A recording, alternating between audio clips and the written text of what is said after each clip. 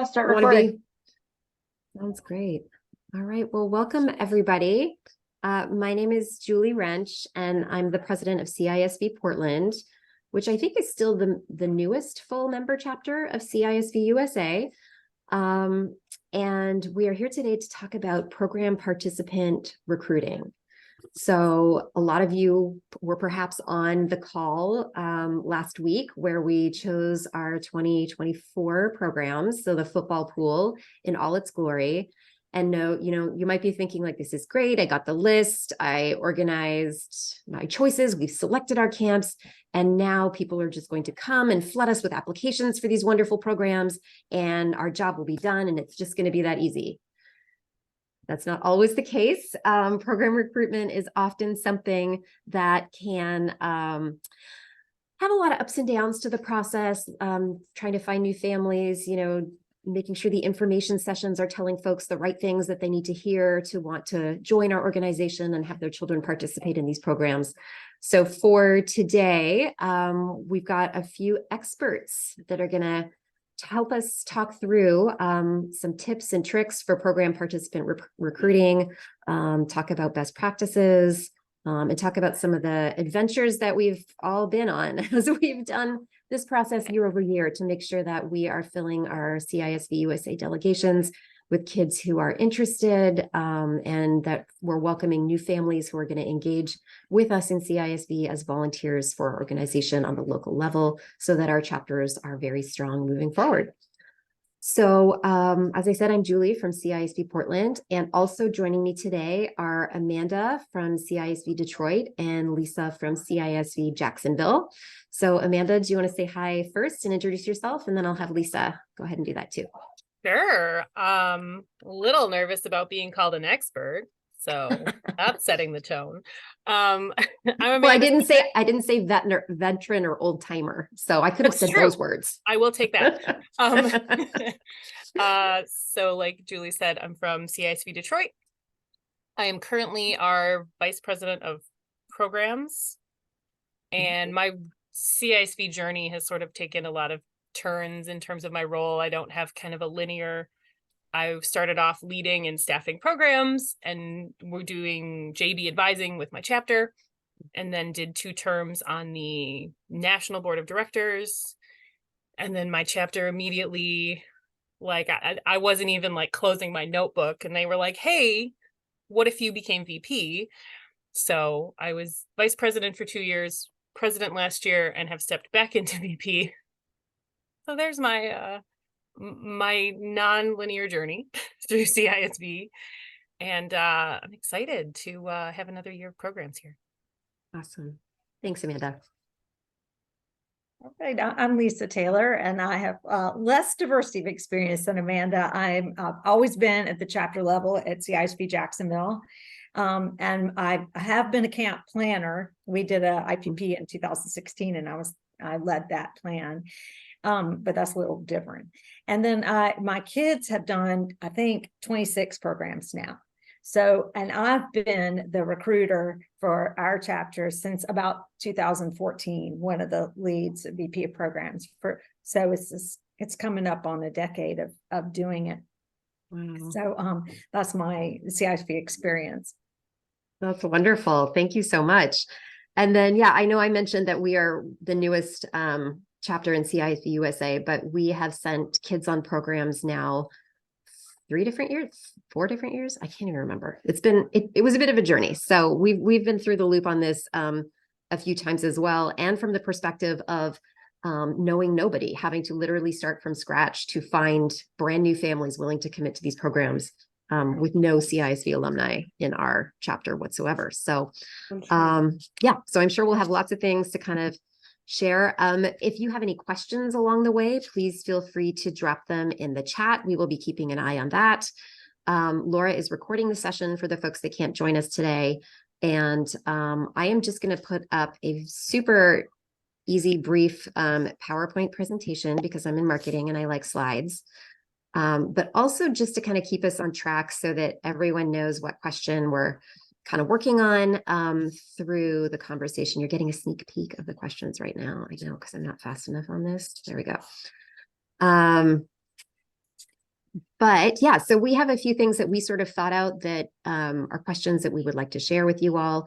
If you want to reorganize your Zoom so you can minimize the PowerPoint and maximize the faces, there's some easy way to do that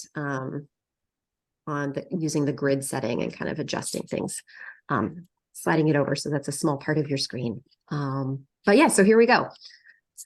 So just to kind of ease us into it, I was wondering if both Amanda and Lisa could share some of the easy ways that your chapter recruits participant. And by easy, I mean something that is always delivered results for you, that is fairly turnkey or simple to execute, that somebody walking in, you would suggest, like, what's the first thing they should try to find the kids to go in the programs? Anyone can take it. Do you want to go first, Amanda, or do you? Either way, sure. Okay. One of the things we do most consistently is with junior branch events, we do a lot of bring your friends. We've kind of identified the activities that are a really easy entry point. So we use like our overnight cookie bake as a recruiting tool, because it's, you don't have to know what CISV is, you don't have to know the games, the activities, anything. And we really don't focus on that part of it. So it's more just like a real easy entry into it. And so things like that, like our program application mini camp is less of an opportunity for that, because I think it's so much more focused on the program itself. But so our junior branch activities are a great way to say, bring your friends. If if your parents know someone who has a kid that might be interested, if you have a friend who might like it, bring them along. Great. Yeah, that sounds great. I see you nodding, Lisa. What do you think? What is it that you guys do? Well, I would say really two things are the key that really work. And I will say this, they're not easy really, but what really works is word of mouth. When you have a parent or a child who's done CISV and then they can give their personal experience, that's what really is great. And the older junior branch kids, if you have them speak to a group of parents, that's what really works, because they want their child to be like those amazing older, like 16, 17-year-old JV participants. If you have them in your chapter, I have not been in a startup chapter.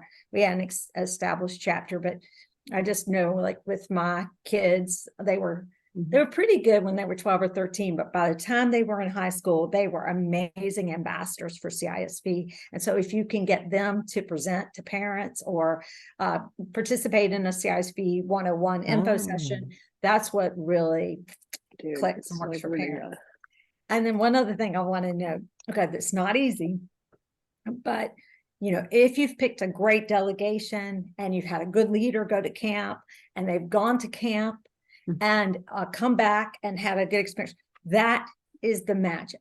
It is amazing. Every year when we do our debrief, it's amazing how much children have grown and changed, and how amazing that CISV experience was for the families. And then those families will always want to do more programs. So if you can build some momentum in programs, normally your past participants become your new participants. This year at our village, we had two families when we never even kept up with their kids. They had done CISV as kids, or they had been a leader, and they brought their kids to do village. And so just our amazing programs really perpetuate themselves. So that's one easy thing, is just generally camps are so wonderful for people. They want to keep participating. That's so great. Yeah. When you say that word of mouth and, folks are out there talking to others about the program, do you give them talking points, or do you have a CISV sort of a blurb thing that you suggest to people? And then they just kind of obviously take it and put their own spin on it to their own friends. But do you coach people in that at all? I have sample texts that I send people. Please share this with your friends. I have sample emails that I send to them. I have sample flyers. And then we have CISV 101s that we try to get every delegation to do their own CISV 101 with a PowerPoint that they go through. And also we have a CISV 101 how to host document that they can do. And those things really help people if you kind of give them something to give out to other people, because it can be tough. And then we do some tabling events, and when you have new families will come and help you with the tabling event for a couple of hours, and they'll bring their kids, and when they see you talk to the community, that helps them understand how to talk to the community about CISV. So like we have this thing called World of Nations, and it's usually in February, March, and we do it right after recruiting. We're like, oh, this is your first chance to volunteer, and we man the table all weekend, and so every parent has to come in and man the table. And it's actually, they really like it because they get to meet other parents, and they get to see how you do it. So that helps. That's great. I love that you mentioned some tools that you guys use, your little kind of short version. I'm sure that those tools have been shared before, because you guys are really good at making sure that you're sharing out that stuff. But there may be some new folks on the call who are coming into this for the first time and aren't quite sure where to find that stuff. So we'll make sure that that's available to everybody moving forward. All right. Oh, I see lots of things happening in the chat. Laura, can you let me know if there's any questions in the chat? Because I'm not seeing it all the time as we're going around here on screen, but that would be great. Yes, I'm keeping an eye on it. You're okay. Thank you. All right. So next questions. What are some unique ways your chapter recruits participants? Is there anything that you've tried that seems fairly novel? Maybe it yielded results, maybe it didn't. But is there something sort of beyond some of the things that you've mentioned that has led you to meet some new families for CISV? No. Amanda, do you want to take that? I feel like we don't have a lot of unique. This sounds like I'm criticizing my chapter. I feel like there's so many things that a lot of us have found work that we don't do a lot of. I mean, I did tell my chapter at our retreat that I was going to just go online dating and only look for men with children, but I'm not sure how viable that is. I'm not going to do it, Laura, I promise. However, most so that would be unique. Yeah, that would be unique. Who knows? But I think a lot of what we do is sort of standard. So maybe Lisa has some. Well, I was just going to kind of go through the pieces of our toolbox. We do these CISV 101s. That's because that's an in-person chance to really talk to parents about, or we do it by Zoom, but to really explain CISV. And when they come, you can see what age is their child and focus what you say or go through it all. So that's sort of a foundational recruiting tool. We've been doing fall festivals at schools, because a lot, we ask our participant parents, like, do they have a fall festival and will they man a table? And that's pretty good. It gives you a chance. It's kind of easy, and it hasn't been hard for people to get the table. We've been doing some flyering with the school system. They have this thing called Peach Jar where we can pay to post a flyer. So we've done a little fundraising on that, and we've put those out and gotten a little bit of yield on that, not a ton. We do some work with the local, like, neighborhood papers, and they're pretty open to taking a story about our kids and also announcing our programs. So that gives them some exposure, like, the little neighborhood papers. And then we do some direct mail with some of the schools where we can get a school list. We do a little direct mail that way, because it's, now you've got, everybody gets so many emails and texts and stuff like that. Sometimes a little snail mail is just the right thing. Okay, yeah. You mentioned the Peach Jar. I know we've had that here. We have never paid to promote our programs anywhere. That's been something that was sort of out of reach budget-wise for us as we were starting off. One of the things we did look to do, and I hope that we would do at one point, is there's a local parenting magazine called PDX Parent, and they do every March, they do their summer camp roundup. And so that doesn't work recruiting timing wise. Our programs are filled by then, but that is literally the one, like, so that all parents know everything that's in our entire region. And if we would scrape together $500 for that, I think that would probably be the one extra thing that we would do if we had to pay, just because it's a specific resource for summer programs and camps, and everyone looking there is looking for somewhere to send their kid this summer. So I think that would be our best one that we haven't quite tried yet, but we're open to it certainly as we continue to grow. Awesome. Oh, great. All right. So as you're talking to these parents and you're doing CISV 101 or your program information session, what are some of the things that you say to help convince a parent that they, this might be the right program for their child and the right fit for their family? How do you sort of pitch that a little bit? What's the key message that you find seems to work the best to get people to sign on?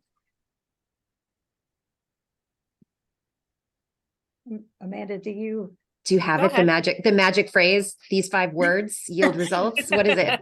Tell us all.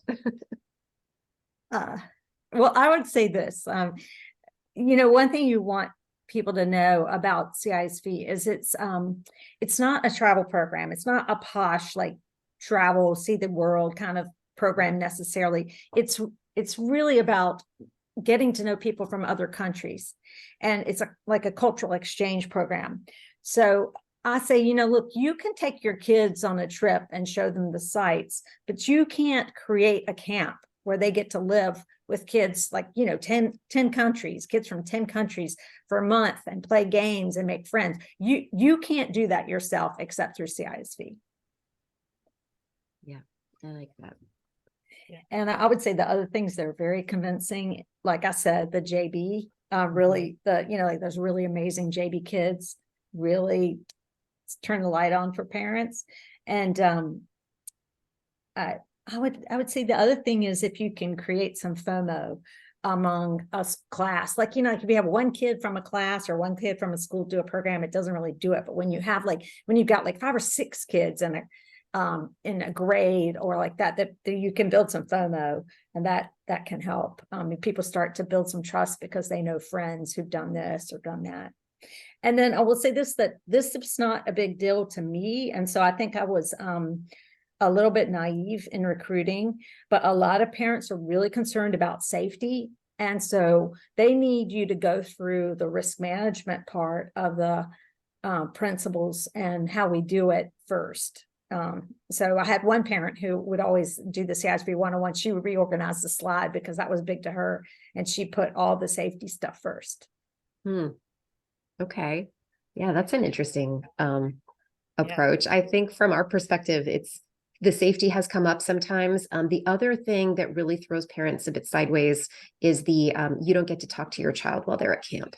That's the other thing that that's like a huge hurdle, I think. And we have had several families say, I'm not comfortable with that. I absolutely need to be speaking to my child every week.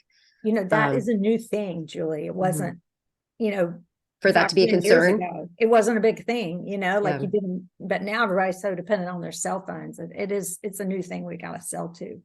I think it's so accessible to talk to your kids anywhere in the world that, when it wasn't a possibility, you weren't dealing with the issue with a parent. Yeah, I mean, one of the things we've said to get, sort of around that is you talk about getting the updates from your leaders that will come through on a schedule that the parents decide together with the leader and the kids. So if you feel like you need twice weekly updates, then that's what works for your delegation. And that's the way that it will go through. So you will be getting information and you can send letters to your child. So, they still feel connected. But, I think part of it for us out here is that's a bit of a cultural thing. Sending your kid away for 1 month to a camp, summer camp, is not something that really happens a lot here. Our summer camps, while they are sleepaway, are 1-week sessions, 2-week sessions, and that's pretty much it. So, this has been a big hurdle, but I know in the Northeast, certainly month-long sleepaway camps are sort of the norm. Like you send your kid for a month, that's what you do. So I think that's been part of it too. Yeah.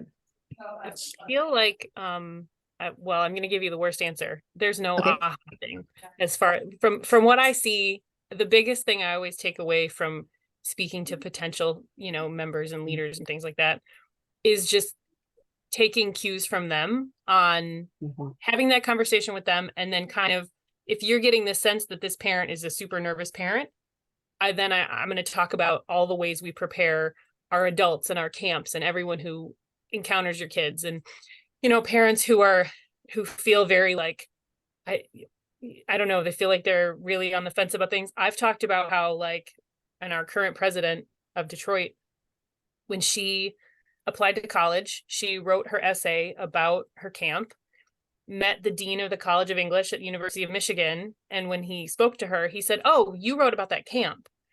And so, talking about how it gives them this great experience that is super unique. So I feel like it all hinges on having a connection with a person, which comes down to, I think, part of why word of mouth works so well for us is because it's very hard to explain what we do in a snippet.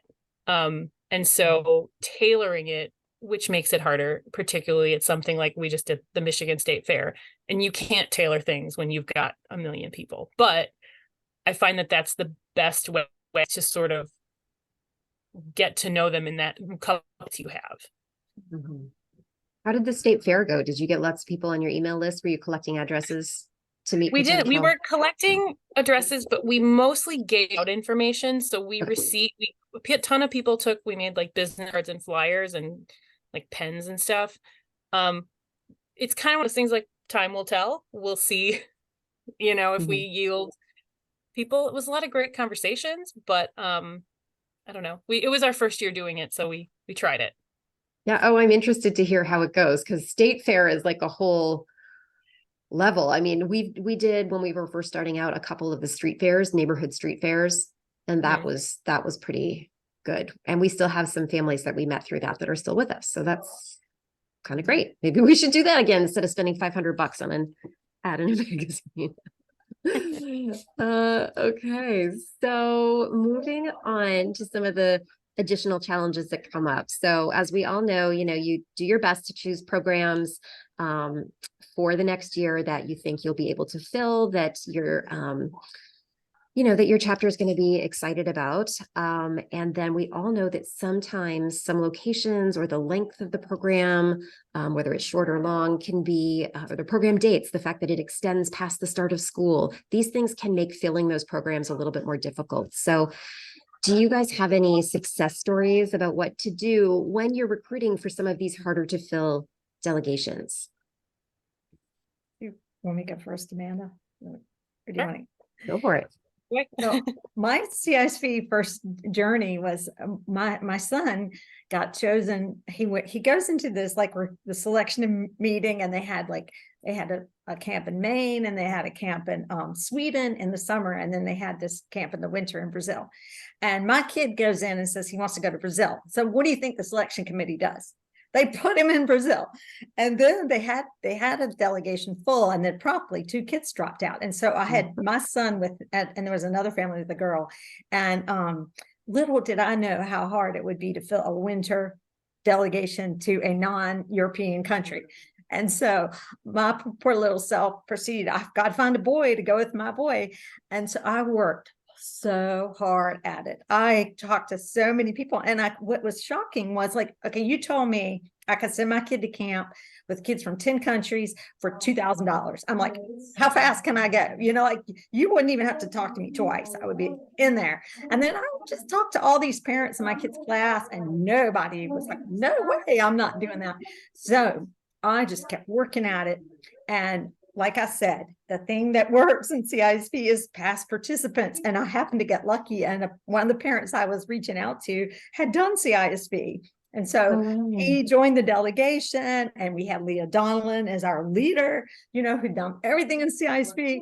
So it was amazing. But so anyway, that was my first experience about hard to fill delegations. And I will say this, that my sisters have come in handy a million times. They'll send their kids anywhere. I have a sister in North Carolina, a sister in Charleston. I can get them to jump in. And but really what I say about it is, if it's hard, it's just work at it. Just keep recruiting, because there's some people out there that are just like you. They're very adventurous. They think this is enriching for their children, and they're willing to miss a little school for it. I mean, particularly if the kids are, village age, or, somewhat younger, somewhat harder as they get older. So anyway, I would just say, perseverance, try different groups. Some people are more likely to like it. So sometimes it's a matter of getting into a good affinity group, like a Montessori school. Lots of times those kinds of parents are more open to CISV. Right. Amanda, how about you guys? we, we rely a lot on our past participants to kind of get the word out. And one of my first years in CISV, we had a winter step up, and we were kind of at the deadline of starting to think like, we need to decide, are we turning this back? And one of our board members had a daughter who was step up age. The next summer would be her step up year. And she had been looking around at JB events and knew that there was a large pool of 14 and 15-year-olds. And she said to her mom, I think we have to keep it because I want to do this one, and then I don't have to compete over the summer for next summer's programs. And she knew her school is one of our sort of very popular bases of people. She said, I know the school will let me do it. And her mom said, okay, well, we know we have a leader we can send, which was actually me. That that's you. So if you can find us more people, we'll keep it. And so she started asking around, and she was kind of pushing some of her friends and people. We've hit a point where we can identify certain schools are a little more flexible about missing things.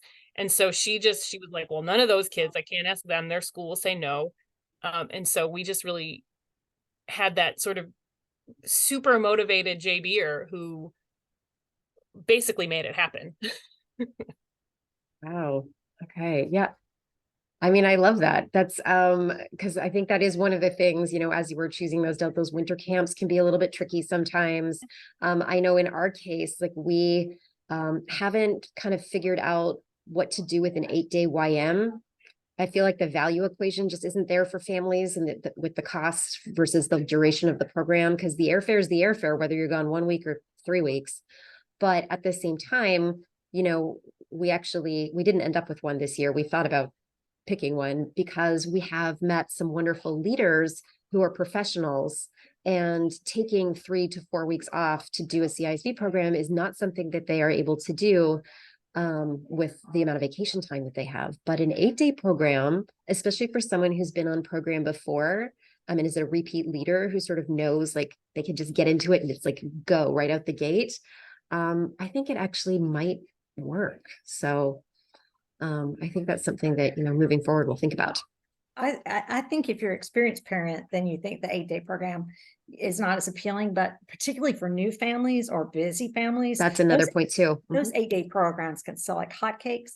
And also a winter 8-day program can be great because they don't miss school. And then it also doesn't compete with other summer priorities. So, I know they're going to not have them anymore. And I don't think they're to the educational experience that other programs are, but they really, as a recruiter, they're great, Well, we had we've had in recent years some potential families who were very nervous, uneasy with them 1 month and things like that. And so we had a couple people that we said, all right, next summer they can go to this 14-day youth meeting. Half the time they're a year more mature. Maybe that's the entry point for them. And so I do kind of like that there's that next option of a shorter one to maybe ease some families in. Okay, cool. Well, thank you. All right, let's see what's next. By the way, I apologize. Is there a lot of background noise from where I am, or are you being saved from it? Because they are trying to decide which table goes first at lunch at our mini camp that's happening right now in the next room. So they're playing lots of music and singing. So I am hearing a little bit, but I can't really quite tell where that's coming from, honestly. Okay, well, it may be you. Yeah. Maybe. All right. Well, I will mute then when I'm not talking so that we can sort of have a little bit of better sound experience. But all right, next up for participant recruitment, we talk sometimes about chapter share. That's what happens when you have an extra spot that you can't find a local delegate for. It's also something that chapters use when you have more than enough qualified applicants and you really would love for them to go on a program, and you would put them on that list to help fill some of those vacant spots elsewhere. So in your experience, have you guys done this, and what is the best way to set this up for success so that everybody has a great experience? I think go ahead. You go ahead, Amanda. Okay. I think one of the biggest things that can make or break it that we've experienced is communication and setting up expectations early. So making sure that all the families involved know that this is a little bit more of a unique situation and that you really do need them to commit to setting up the, Zoom meetings or whatever it is, which is easier now, than it was 5 years ago. But I think it's easier to blow off a Zoom meeting. So it's important to make sure that that's important to them. And then we had people chapter sharing this past summer, and we said, you have to come early and be in Detroit for a little bit because we want your whole delegation to hang out together. And so we made that very clear from the start that the program dates for our together before they flew. And it was just like non-optional, and frame it around it's better for your child this way, but to set that expectation really early. Right. It's great advice. Our chapter has done quite a few chapter shares, for different situations. In fact, my daughter did a chapter share with the Brandywine Valley chapter for a youth meeting. And we did a bunch of Zoom meetings, but as a parent, from my experience, I was really having a hard time understanding which child went with which parents. And it was very confusing. And then we flew up for a weekend before camp, and everybody, of course, that was wonderful. The families were so lovely to us, and we had such a nice time. And then that was one of Kristen's favorite programs she ever went on as a chapter share. And then for us, we've really enjoyed. Most of the time, it's been a great success. We've had a few situations where that we may not have done a good enough job vetting the child. So and sometimes when they're not selected in their home chapter, it might be for some good reason. So we do try to check in with the home chapter for a little candid review before we select a chapter share child. But mostly it's been great, and it's been fun for the kids, and it helped us fill a spot. Yeah, I mean, we've done it every year on one side or another for the 4 years that we've been sending kids on programs. And Lisa, what you were just saying about, is there a reason why maybe that person wasn't selected for a program locally? I usually try on that chapter share spreadsheet to kind of tell that person's story. Thank you, Ashley. Someone's bringing me lunch because I'm missing camp lunch right now. But yeah, so I try to put some information on there that's more than just like, here's an age and a gender of a person that could go in a program, just to kind of pitch them as potential candidates, because they're incredible kids in most cases. It's just, we only have 4 spots, and, as much as we wish we could have more, that's been something that we've done. And then I agree with you, the weekend in advance sort of visiting, that's been a key thing for us.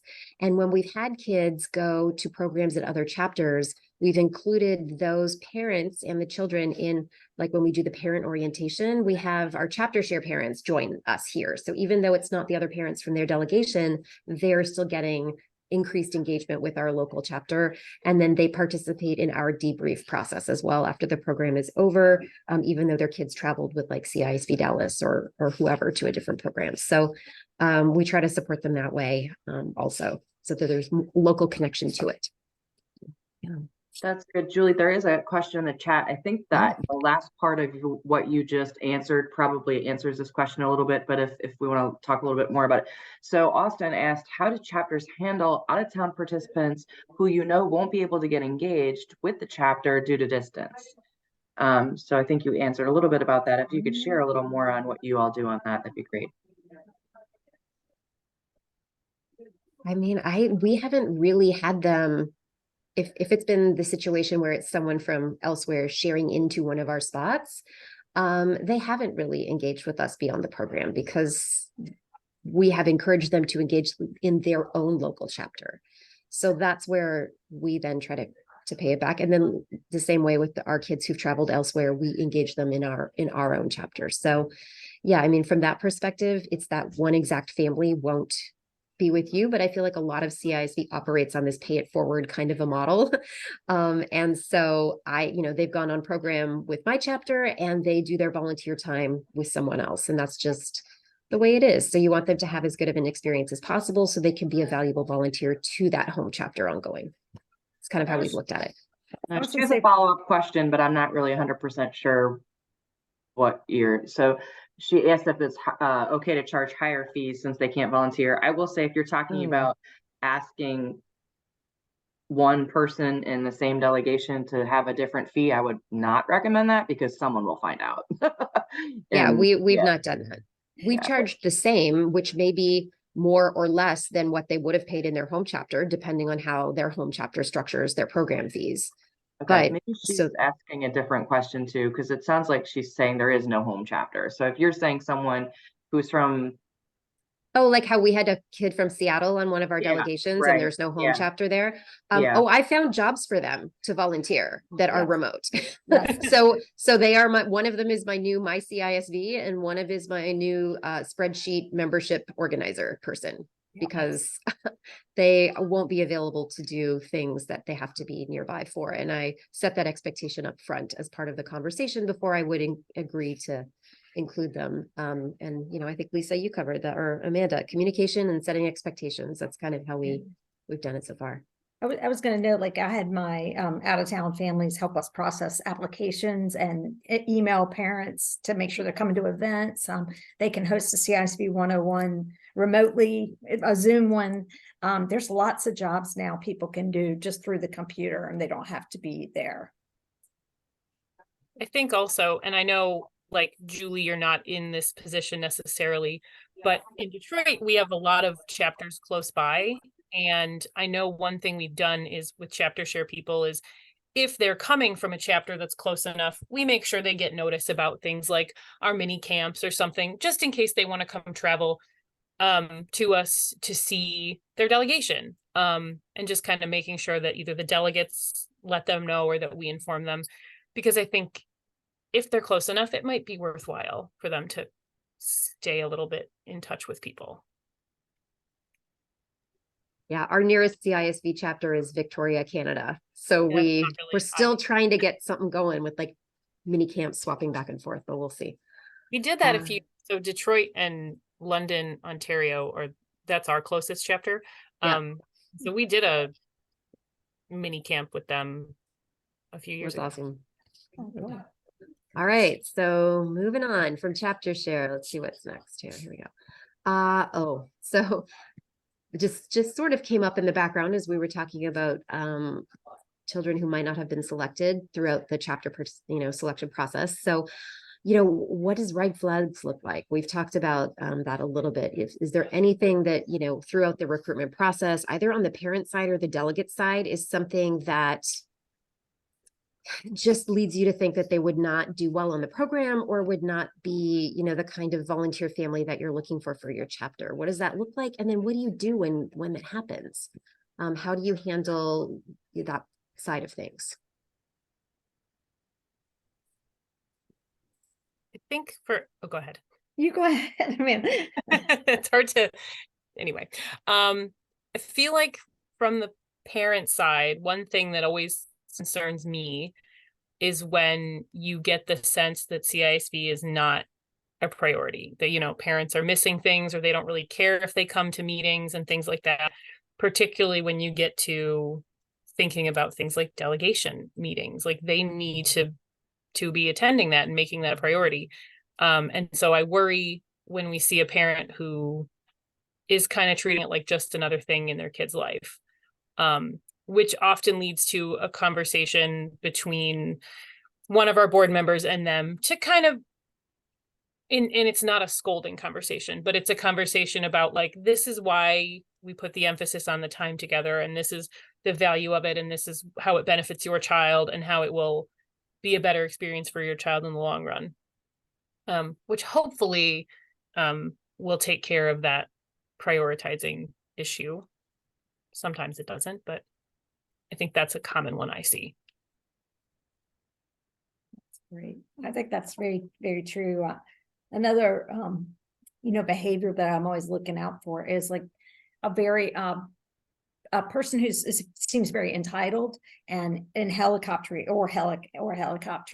because, we are all volunteers here, and it's not like it's a professionally run camp program and the leaders are not paid, and so they have to have a servant's heart, like they have to be willing to volunteer and also be kind to the other people in the program. I've experienced parents who've been rude to the leaders and didn't understand the leader's role, expected too much of the leaders, weren't willing to carry their weight. They felt like they were paying this money, they get to send their kid away, and that's all that happens. So we have to really talk to people about that to make sure they understand.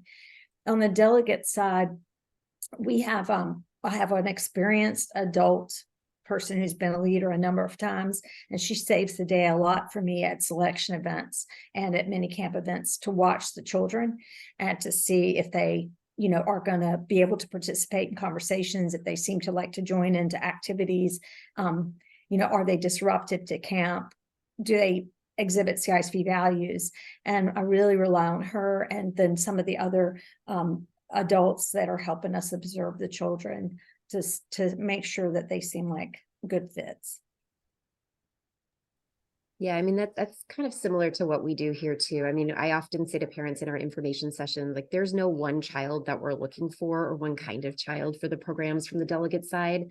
And when I talk about red flags, for example, do they exhibit like violent tendencies? If they've lost their temper, do they hit the wall, or do they kick the chair across the room or something like that? That leads me to believe that maybe there's a little bit more maturing that needs to happen before they would be ready to go in a program where they're kind of confronted with some of these sorts of challenges day in, day out, literally for 3 weeks in a row. So one thing I would also just add is when we are telling parents, that they've either received a spot on a delegation, we haven't had anybody, to be honest with you, yet display a red flag that would lead us to believe that they're not qualified or wouldn't be good on a program. So we just tell everyone they're on the wait list. And it's, in some cases, we are comfortable putting a child forward for chapter share. In some cases, we are not, and there just aren't really any opportunities that come their way because of that. But we do encourage them to continue to come with us locally. So we have never said a hard no to anyone for the programs. And I was actually curious if either of you, if that's how you guys handle it, or are you more forthcoming if there has been an issue present itself? Because in my case, there hasn't been an issue that I've said your child will never qualify for these programs because of this. I haven't had to do that yet. And so have you, and how did it go? Yeah, we tend to make sure, I don't think they frame it as formally as a wait list, our program chairs, but particularly the more we've done chapter share and things like that, I think we make sure families know that, we could get another invitation, we could get chapter share, like all these things come up, and until we buy plane tickets, like everything looks. And I can't recall very many people at all that have ever been even possibly a no.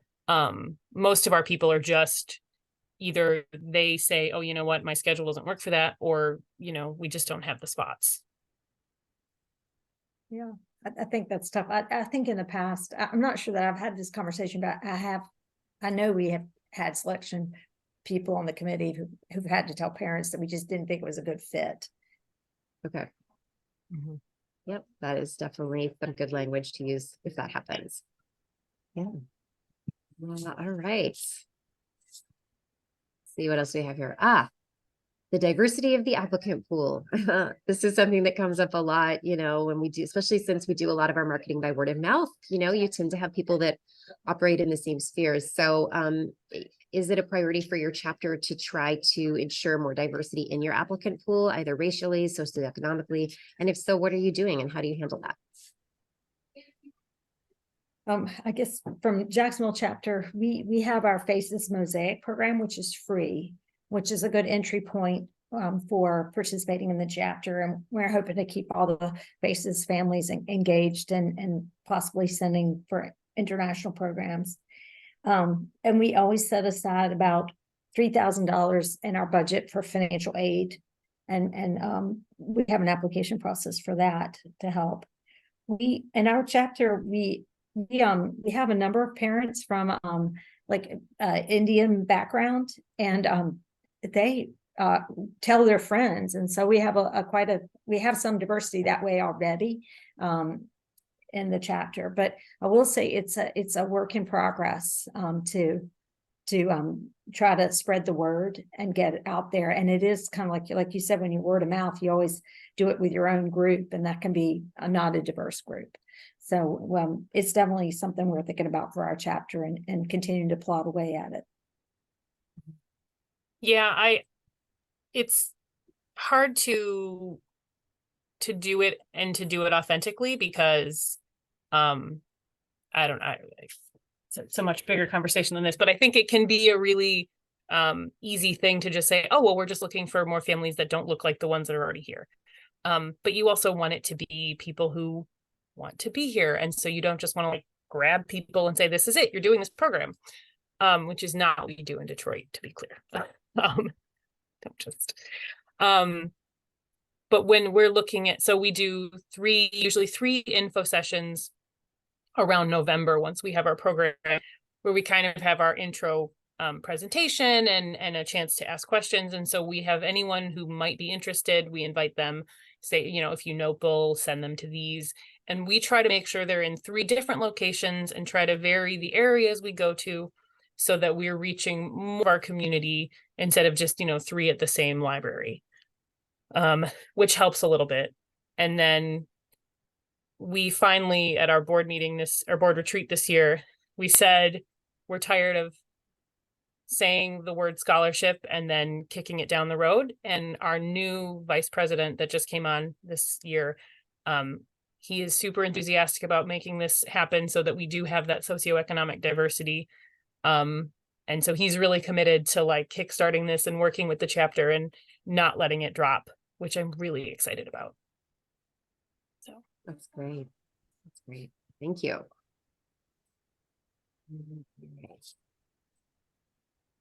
I think we're getting kind of close to the end. We've got about 10 minutes left. So something that happened this past summer, you know, there was a lot of mental health challenges at programs that we heard about. And, you know, coming out of some of that was attributed to coming out of COVID and some of the challenges that brought forward. One of the upsides is that, you know, we are all more open to talking about these things and discussing issues up front to kind of make sure that we have the right supports in place for all of our delegates and leaders to succeed on programs. But I'm just curious about any particular changes you may have made to the recruitment process this past year, or any that you're planning to make as a result of this program season, just to make sure that everybody's going to be well supported moving forward. Are there different questions that you ask? Are there different questions that you ask, or things like that? And if so, what are they? Well, our application has questions about mental health and fitness for programs, just a general application. And then our questionnaire during the selection meeting, it makes inquiries about this. But it doesn't, I have to say, I don't think it's been sufficient, because when we're getting the health form later after we've selected a child, then we find out that they're, you know, they've been in counseling and they're taking this kind of medication and they're in treatment, and we, you know, like we did not get that in the selection process. Right. So I think we're going to have to think about whether we do, like, you know, we have on our selection events, we have like 10 or 15 minutes, or, you know, maybe 20 to interview all these parents and everything. And it's probably not long enough.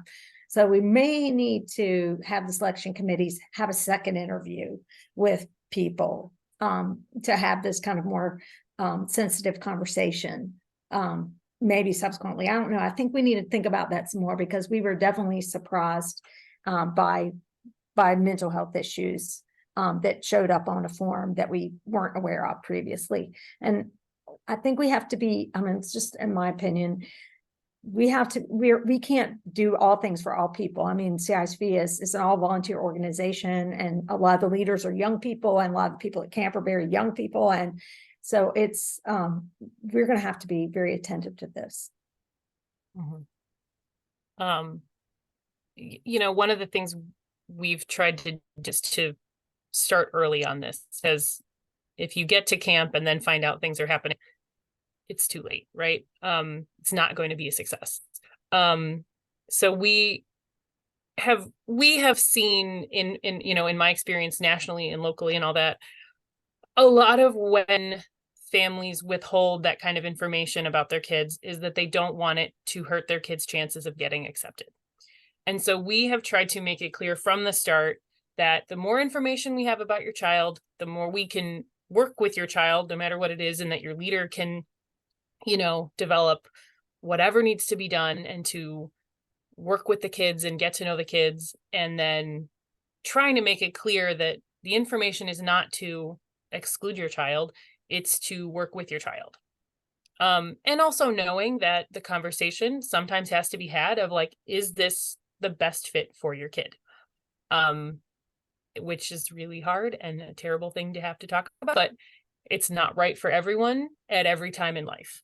But I think that communication is huge. And then the other part is our risk manager is a lawyer, and he has gotten very strict with us on wanting us to follow all the right processes. And he said one thing that we have to be more diligent about is not just contacting everyone's references, but talking to everyone's references and having a conversation, because people that already know them, whether it's your leaders or participants, are going to be a great source of information. And just calling and saying, hi, I'm calling from CISV. You think this kid's great? Great, thank you. But to really talk to them, we have their information, we have the letter from them. It's meant to be, a reference. And so interviewing people thoroughly, talking to their references, and really having that open communication is kind of our big tactic. Nice. I like that. I think that makes a lot of sense. And I appreciate your comments around making, framing it up that it's about more information for your child, because yes, it's not a reason to exclude a child. It's just so that we can make sure that everybody absolutely has the right support that they need moving forward. And what that might look like is going to be, of course, different on a case-to-case basis. So, yeah. Where are we at? What advice would you give to chapters that are struggling to find participants for their programs? I think this is the big finale question. Any last nuggets that you can think of that you haven't shared yet, just to help folks fill those program spots? I would say if you could find a teacher that would help you evaluate and look for kids, or we have a college professor who helps us find leaders, but those people in those kinds of roles can really be helpful. They can help, like I said, build the FOMO within a community too.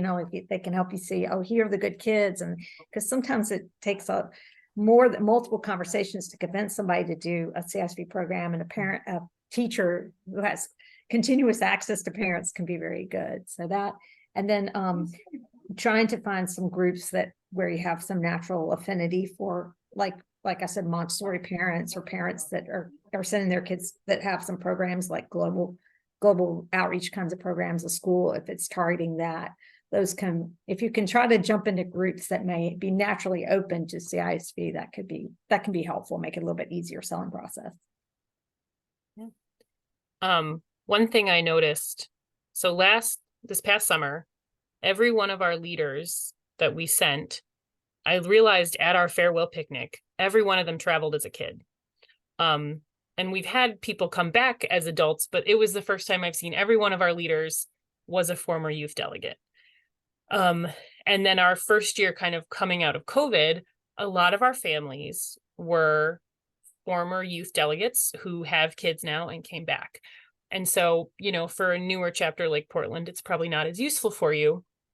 But I think connecting with your alumni base, and just making sure people know you still exist. Like, hey, that thing you did when you were a kid, by the way, we're still here. And I think that can be a really great pool of people. I was just telling our president that I would like for us to just do like a happy hour kind of thing with some of our new adult people, and not even to recruit them, although that's my plan. But just to like get them together and hey, remember when you spent a ton of time together as kids?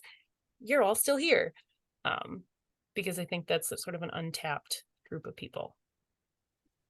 I love that. Thank you so much. Well, thank you, Amanda and Lisa. Are there any last questions that folks want to ask, either in the chat, or if you want to unmute and ask us, please feel free.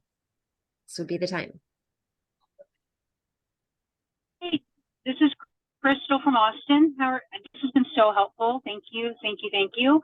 That last comment about connecting with your CISV alum, as somebody who's totally new to CISV, my kids are how I got involved.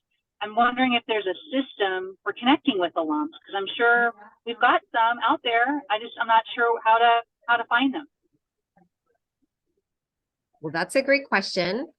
I know that there is information captured at a national level. Laura, do you want to elaborate a little on that?